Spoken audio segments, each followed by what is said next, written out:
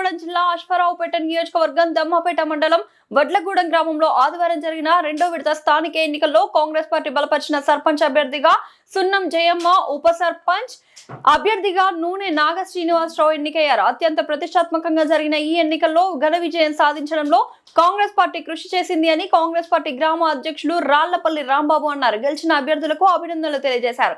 ఈ కార్యక్రమంలో భాగంగా సర్పంచ్ సున్నం జయమ్మ మాట్లాడుతూ గెలిపించిన గ్రామ ప్రజలకు ధన్యవాదములు తెలియజేశారు. గ్రామానికి సేవ చేసే అదృష్టం దక్కింది అని, గ్రామ అభివృద్ధికి కృషి చేస్తారని తెలిపారు. ఈ కార్యక్రమంలో కాంగ్రెస్ పార్టీ కార్యకర్తలు, పెద్దలు, అభిమానులు అధిక సంఖ్యలో పాల్గొని గెలుపొందిన అభ్యర్థులకు అభినందనలు తెలియపరిచారు.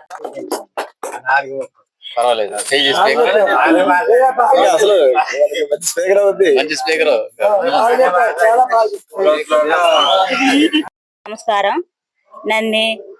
నా పేరు సున్నం జయమ్మ.